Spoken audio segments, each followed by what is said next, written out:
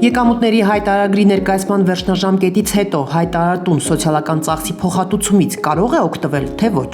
Հարգելի քաղաքացի, 2024 թվականի հաշվետու տարվա համար սոցիալական ծախսի փոխհատուցումից կարող եք օգտվել, եթե մինչև սահմանված վերջնաժամկետը հարկայի մարմին եք ներկայացրել էլեկտրոնային ստորագրությամբ ավերացված հայտարարագիրը։ Սակայն կարևոր է իմանալ նաև, որ եթե ձեր հայտարարագիրը սահմանված ժամկետում հարկայի մարմին չեք ներկայացրել եւ այն համարվել է ներկայացված հարկայի մարմնի կողմից նախալրացման արդյունքում, ապա կարող եք վերջնաժամկետից հետո ներկայացնել էլեկտրոնային ստորագրությամբ ավերացված ճշտված հայտարարագիր եւ օգտվել սոցիալական ծախսի փոխհատուցման հնարավորությունից։ Իդեպ, եթե մինչև սահմանված վերջնաժամկետը ներկայացրել եք էլեկտրոնային ստորագրությամբ ավերացված ձեր հայտարարագիրը, սակայն հաշվարկային փաստաթղթի բացակայության պատճառով չեք ստացել սոցիալական ծախսի փոխհատուցում, ապա սոցիալական ծախսի առկայության դեպքում համապատասխան հաշվարկային փաստաթուղթը դուրս գրվելուց հետո կարող եք ներկայացնել ճշտված հայտարարագիր եւ օգտվել սոցիալական ծախսի փոխհատուցման հնարավորությունից։